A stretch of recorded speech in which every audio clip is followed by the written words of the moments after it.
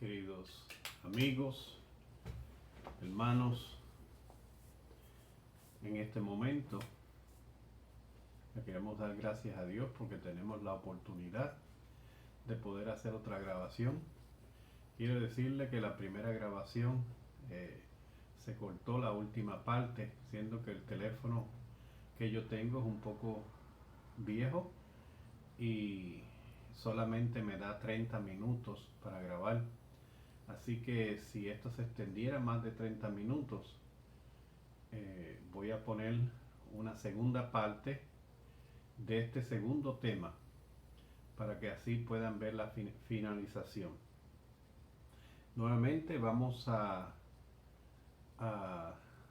comenzar este estudio que hemos titulado ¿Por qué somos protestantes? Y ya hemos visto la respuesta. En esta ocasión vamos a contestar otra pregunta: ¿qué protestamos? Pero antes de entrar al tema, yo quiero decirle que mi intención es de construir, de edificar, no de destruir, de poder llegar a personas que no tienen la luz que la palabra de Dios explica y que Dios desea que cada uno de nosotros tengamos, porque es para beneficio de nuestra salvación. Es necesario que nosotros sepamos esta verdad y de esa manera no ser engañados por las estrategias del enemigo, quien siempre está detrás de nosotros para que nosotros perdamos nuestra vida eterna. Jesús dice en Juan capítulo 7 y versículo 17 que el que quiera hacer su voluntad conocerá si esta doctrina es de Dios. Así que yo espero que cada uno de nosotros podamos repasar, buscar los versículos y comprobar si lo que este servidor está diciendo es cierto o no. También, como dije, mi intención es de edificar. Jesús dice en su palabra, en Juan capítulo 10, versículo 16, que Él tiene otras ovejas en otro redil. En otras palabras, en cada iglesia hay personas que aman a Dios, pero que lamentablemente están siendo engañadas. Lamentablemente no tienen la verdad como es presentada en la palabra de Dios. Y mi intención, como dije, es de poder llevar una instrucción, recuérdense que esto es un video casero y en el video casero ocurren muchas cositas. Es para que nosotros podamos instruirnos. Así que vamos a comenzar esta meditación y quisiera inclinar nuestro rostro para que tengamos una oración. Y dice así: Dios y Padre nuestro que estás en los cielos, en este momento te agradecemos por la vida y por la salud y te damos gracias, Señor, por el privilegio de tu palabra. Te damos gracias porque en tu amor y en tu bondad tú la dejaste para que nosotros nos guiáramos, y si la palabra de Dios lo dice, yo lo debo de creer. Si no lo dice, lo debiera de desechar.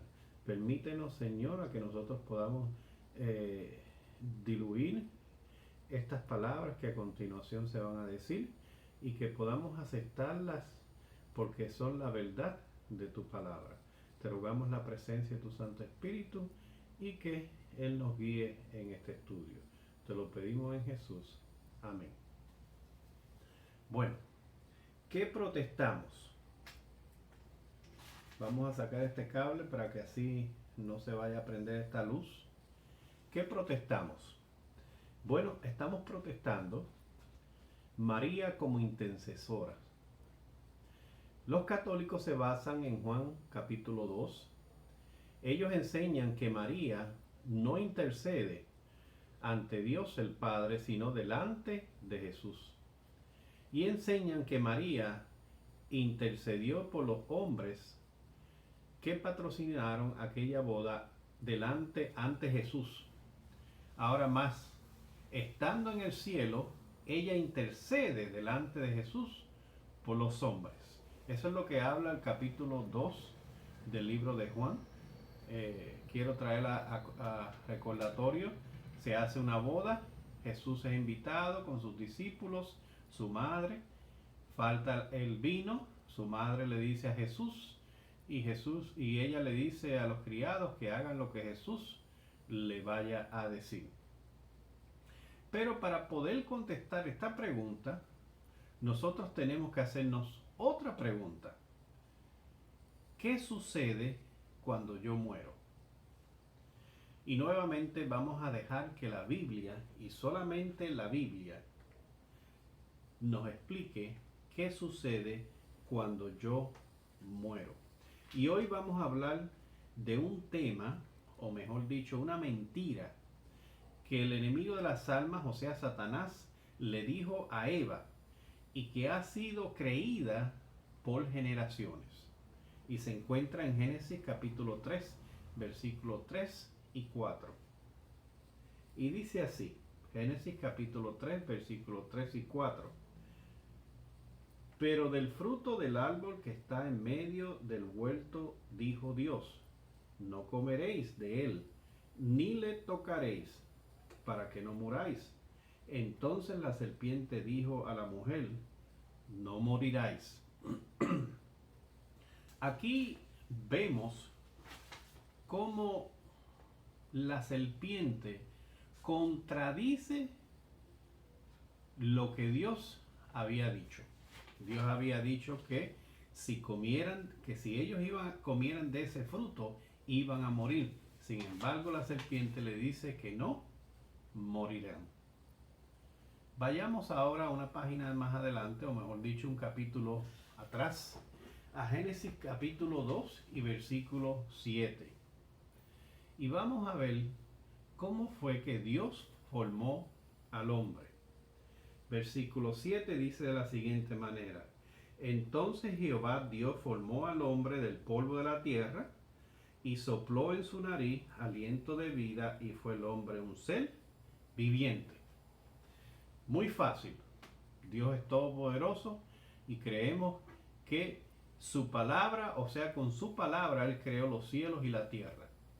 Y la palabra de Dios nos dice que Dios tomó el barro, o sea, formó al hombre de la tierra, y luego que ya lo había formado, sopló aliento de vida en sus narices y vino a ser un ser viviente. Esta palabra aliento de vida es traducida como espíritu de vida. También la palabra ser viviente es traducida en otras versiones como alma viviente. Estas definiciones están bien. Lo que está mal es el concepto de las personas al llegar a creer que enseña, o mejor dicho, al llegar a creer o enseñar que Dios creó un ser interior a nosotros que nos da vida y es eterna, o sea, es inmortal. La palabra que aquí se usa en el original, en el hebreo, es la palabra ruach.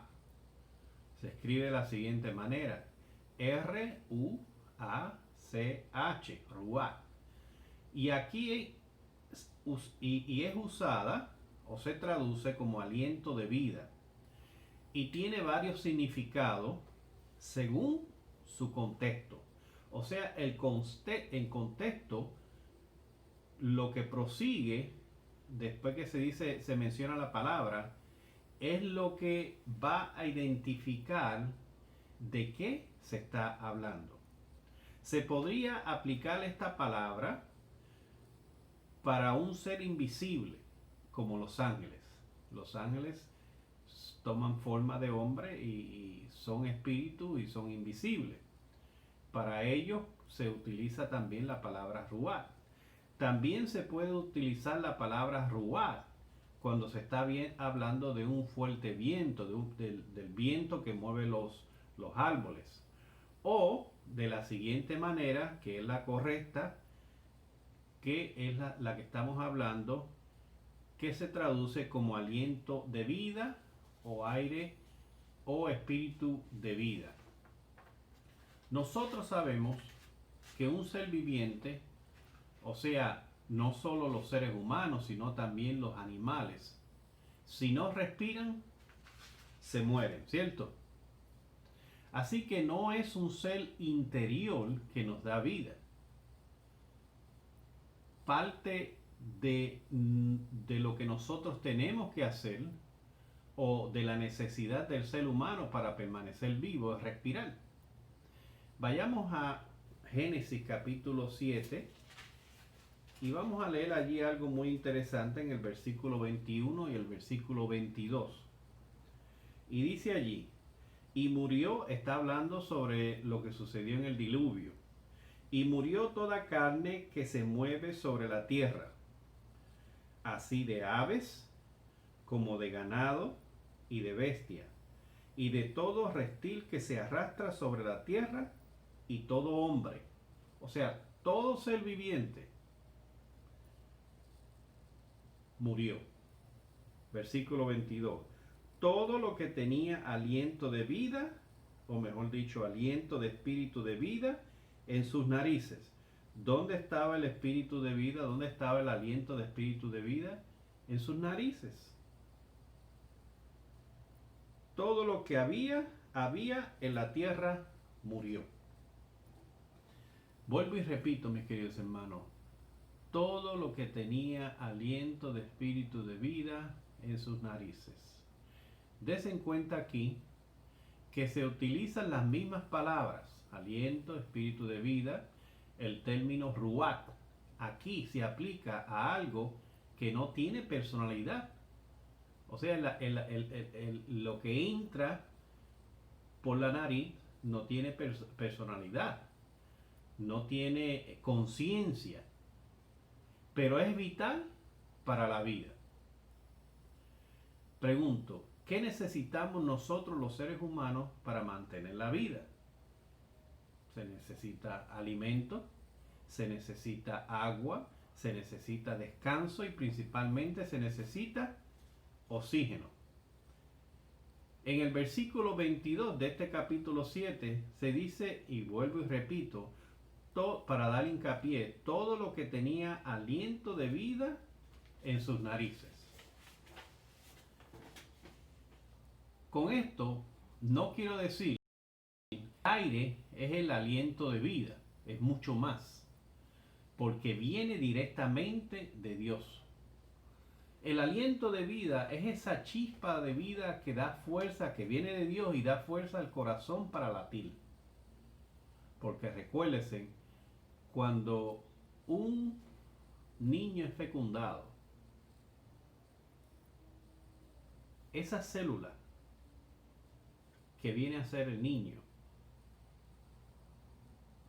ya tiene dentro de ella una célula que late, que va a venir a ser el corazón. Y sin embargo, en esa célula, aunque aún las células necesitan oxígenos, no está respirando en sí como nosotros estamos respirando.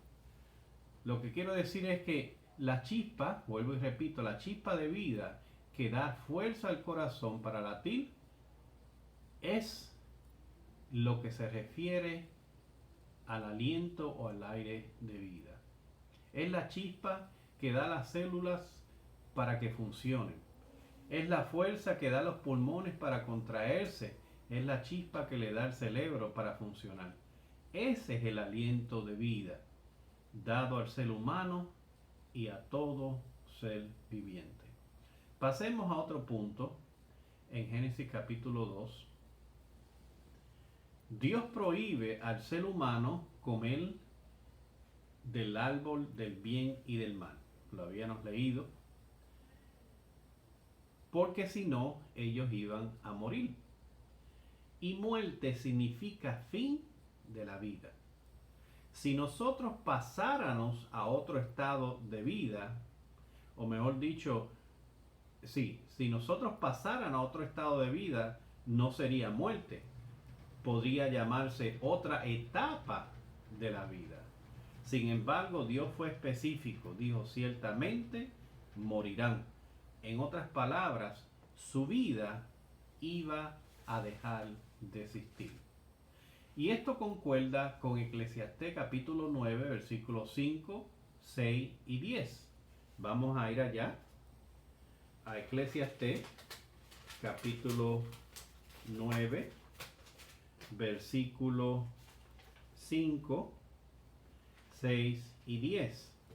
Y dice el versículo 5: porque los que viven saben que han de morir, pero los muertos nada saben. ¿Cuánto saben los muertos? Nada. Ni tienen más paga. O sea, una persona que muere no puede hacer nada para rectificar cualquier cosa mala que haya hecho. Porque lo que ha hecho, hecho está. Sigue diciendo el versículo: porque su memoria es puesta en olvido. O sea, ya no piensa. Versículo 6: también su amor, su odio y su envidia fenecieron ya. Ya no tienen emociones. Y nunca más tendrán parte en todo lo que se hace debajo del sol. En otras palabras, los muertos se entierran y ellos no van a tener parte en lo que se hace debajo del sol. Versículo 10: todo lo que te viniere a la mano para hacerlo, hazlo según tus fuerzas, porque en el Seol, o sea, en el sepulcro, a donde vas, no hay obra, ni trabajo, ni ciencia, ni sabiduría. La palabra de Dios es clara. Aquí nos dice claramente que un ser que muere no tiene más parte en todo lo que se hace en este mundo. Ahora, ¿cómo es que ocurre o qué es lo que sucede cuando una persona muere? Pues en este mismo libro, en el capítulo 12 y el versículo 7, dice de la siguiente manera: y el polvo vuelve a la tierra, porque somos hechos de barro, de tierra, como era, tal y como Dios lo cogió cuando nos creó. Y el espíritu vuelve a Dios que lo dio. O sea, esa chispa de vida que a veces que es inexplicable, que nosotros solamente podemos mencionarla de la manera en que él la había mencionado anteriormente, es la fuerza vital que le da al corazón para latir. Pero en realidad nosotros no sabemos lo que es. Específicamente, podemos describirlo de esa manera, pero específicamente no podemos identificarlo. Nuevamente, para recalcar, Eclesiastés 9, 5, 6 y 7 nos dice que los muertos nada saben, no tienen más paga en todo lo que hicieron. Su memoria es puerta al olvido, nunca más tendrán parte en la tierra, no hay trabajo, no hay ciencia o sabiduría a donde ellos van. Saben, Jesús habló de la muerte como un sueño. Y quisiera ahora llevarlos a Juan capítulo 11. Juan capítulo 11. Y vamos a leer el versículo 11 al 14. Aquí se está hablando sobre la muerte de Lázaro, algo que nosotros conocemos muy bien. Y dice allí, Juan capítulo 11, versículo 11 al 14, Jesús hablando: dicho esto, le dijo después: nuestro amigo Lázaro duerme, mas voy a despertarlo. Y entonces los discípulos, estoy parafraseando, los discípulos pensaron que si él estaba durmiendo, él iba a mejorar. Porque ellos pensaban que estaba Jesús hablando del sueño normal que nosotros tenemos todas las noches. Pero Jesús, viendo que ellos no entendían, en el versículo 14, le habla claramente y le dice: Lázaro ha muerto. Jesús presentó la muerte como un sueño. La muerte, hay personas que le quieren dar diferentes opiniones o quieren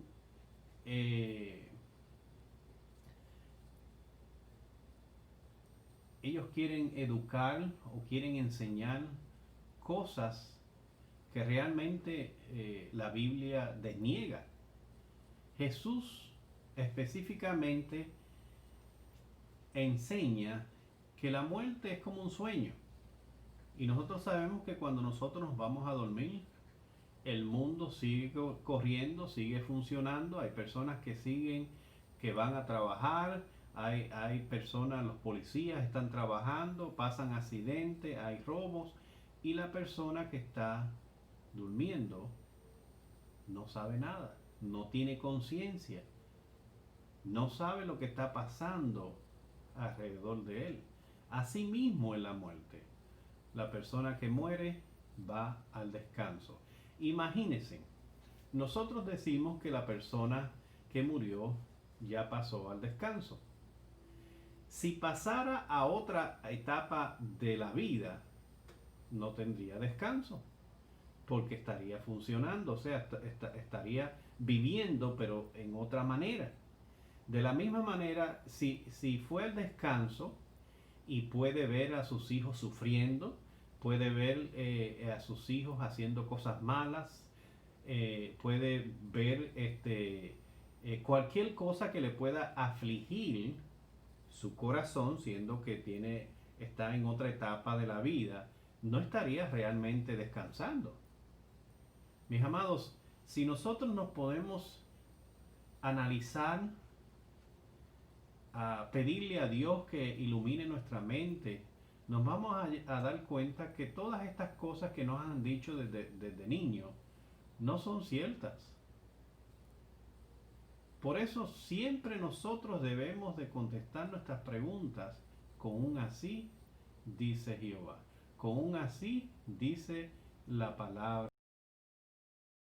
Ahora bien, repasando rápidamente, aprendimos que el espíritu del hombre no es sino la fuerza vital de Dios, la vida de Dios que da al hombre para que permanezca vivo y no un ser interior que tiene inmortalidad, porque dicho sea de paso, solo Dios es inmortal. 1 Timoteo 6:16, 1 Timoteo 1:17. Por tanto, María no está en el cielo, mucho menos intercede por nadie. Nosotros respetamos la persona de María, pues fue escogida de entre todas las mujeres para tener al Hijo de Dios, no porque en ella existía nada especial, ningún mérito en sí, sino porque fue escogida por Dios y por eso fue bienaventurada. Ella cargó en sus brazos al Hijo de Dios, lo vio crecer, lo amó, lo cuidó, pero ella misma tenía que aceptarlo como Salvador, porque si no, ella se hubiese perdido. Incluso quiero añadir, tampoco ninguna otra persona, como los así llamados santos, que son canalizados. María fue imperfecta como somos nosotros, y ella también necesitaba de un Salvador. ¿Quién dice la Biblia que realmente es nuestra intercesora entre Dios y nosotros? En Juan capítulo 14:6, Jesús dijo, yo soy el camino, la verdad y la vida. Nadie viene al Padre sino por mí. En Juan capítulo 19, Jesús se presenta como la puerta, o sea, Él es la única manera en que tú y yo podemos entrar al trono de la gracia. En Juan capítulo 10, 11 y 16, Jesús se presenta como el buen pastor. En 1 Timoteo 2, 5, 6 dice porque hay un solo Dios y un solo mediador entre Dios y los hombres, Jesucristo hombre. Jesús es Dios. Pongámonos a pensar esto. Jesús es Dios. Y Dios es unipresente, unisapiente, todopoderoso, Y podemos añadirle lo que dice San Juan 3:16, porque de tal manera amó Dios al mundo. Dios es amor. La epístola primera de Juan 1:9, si más bien no me equivoco, nos enseña que Dios es amor. Y Dios está preocupado. Dios está ansioso. Dios desea salvarnos a cada uno de nosotros. ¿Qué ser humano puede instruir a Dios si Dios es unisapiente? ¿Quién puede conmover el corazón de Jesús para que nos salve si Jesús es amor? Mis amados, Jesús no necesita ningún intercesor.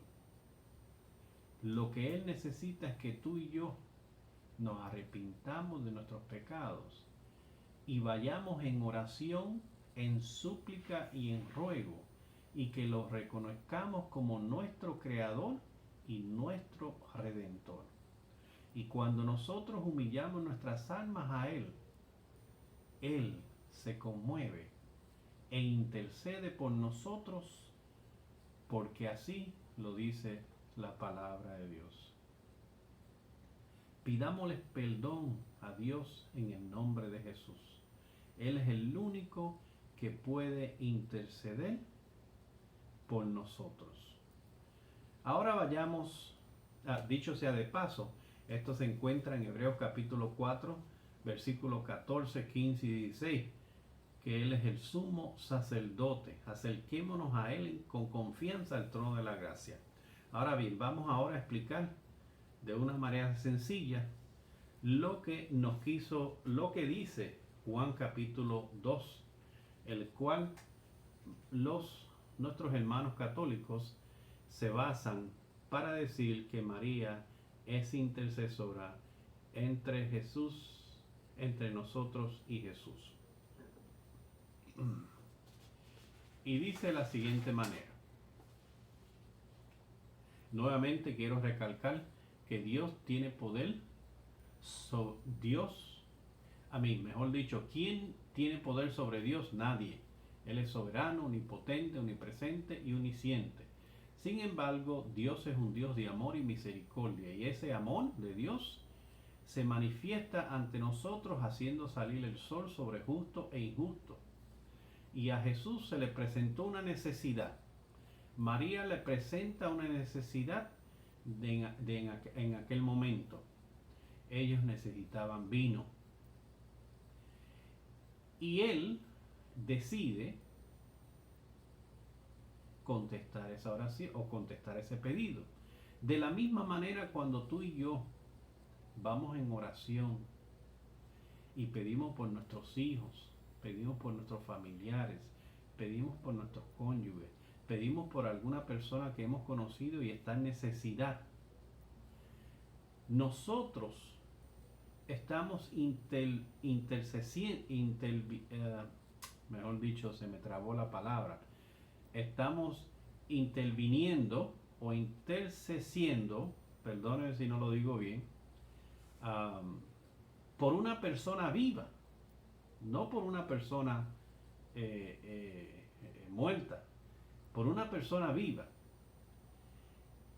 Y de esa manera le damos la oportunidad a Dios para que Él muestre su gloria. Y Él decidió en aquel momento contestar ese pedido. De la misma manera que si nosotros pedimos a Dios conforme a su voluntad, Él también nos contesta.